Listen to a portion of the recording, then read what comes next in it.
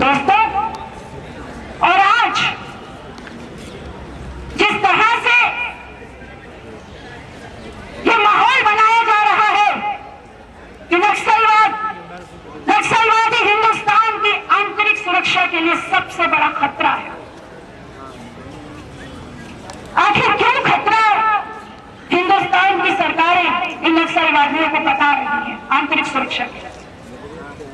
अभी जून में मनमोहन सिंह साहब ने राष्ट्रपति अभिभाषण के समय जो बहस का जो जवाब दिया, उसमें इस बात को रेखांकित किया गया कि क्योंकि जिन इलाकों में नक्सलवादी हैं, वो इलाके वो हैं जहां पर अपार खनिज के भंडार हैं, प्राकृतिक संसाधनों से भरपूर वो इलाके, जिन इलाकों को हिंदुस्तान के शासक बड़े बड़े औद्योगिक घराने बहुराष्ट्रीय कंपनियों को कोयलों के भाव बेच देना चाहते हैं। नक्सलवादी वहां पर नक्सलवादी जनता को संगठित कर रहे हैं अपने प्राकृतिक संसाधनों को अपने हितों में इस्तेमाल करने के लिए।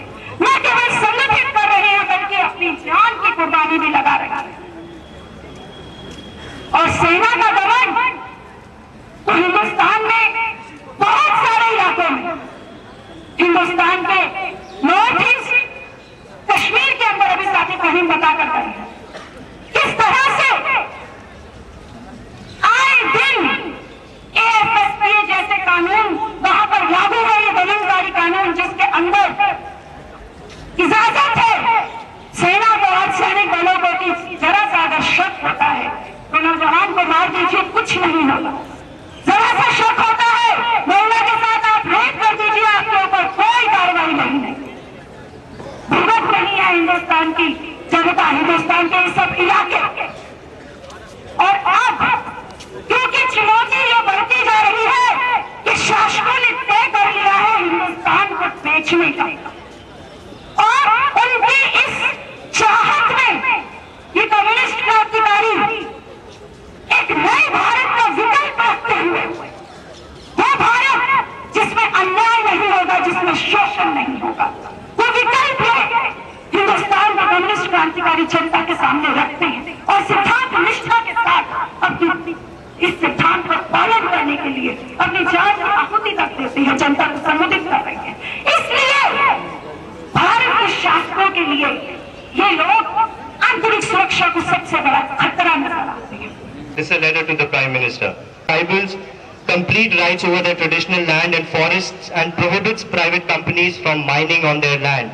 Despite the above and in the name of fighting the Maoists, the state, in blatant violation of constitutional rights and against the recommendations of its own committees, the government is set to evacuate the entire area of the tribals and ghettoize them forcefully in relief camps to allow free rein to big business.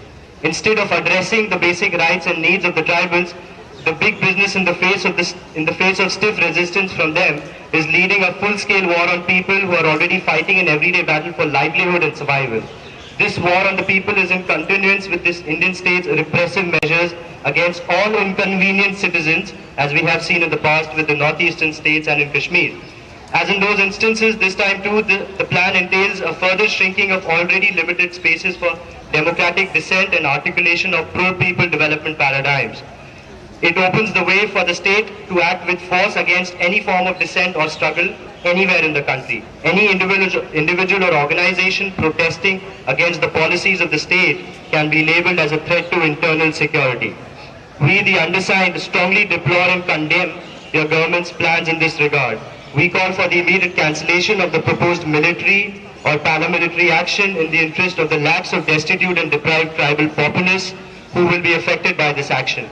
We also demand the immediate revocation and annulment of draconian instruments such as the Armed Forces Special Powers Act in all parts of the Indian territory, especially in the Northeast and in Kashmir, as well as the Unlawful Activity Prevention Act and the Chhattisgarh Special Public Security Act. We demand that all MOUs signed towards corporate investment in these regions be made public and cancelled.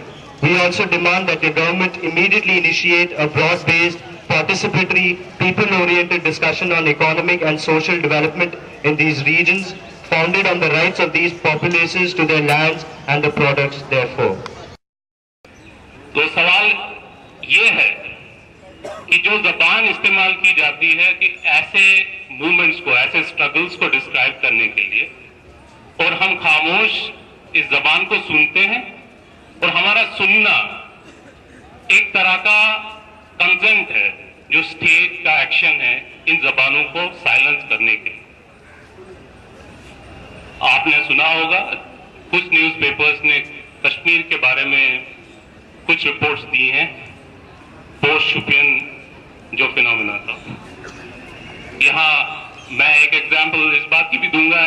For example, India is a signatory to child rights, United Nations declaration on child rights. Kashmir में पिछले 2 सालों से जो protest हो रहे हैं कि people's movement का जो फेज आया है, एकदम every week you will see people coming on the streets, children pelting stones. There have been cases where 14-year-old boys have been picked up and slapped with PSA. And PSA, we all know, it's being slapped against people whom state considers as a threat to its security. तो एक 14 साल का बच्चा अगर state की security के लिए threat बन जाता है, तो ये जरूर सोचना पड़ेगा कि ये कैसी डेमोक्रेसी है, किस तरह के डेमोक्रेटिक वैल्यूज इस देश में पनप रहे हैं। तो मैं कश्मीर से हूं, हम पिछले 20 साल से ये सब भुगत चुके हैं। हम समझते हैं, हम every day we have been facing violence on the streets, in orchards, in farm houses, everywhere. So giving free hand to armed forces, whether in Kashmir, in Northeast, and now in these kind of areas, so-called Naxal-infested areas, is something that we need to stop.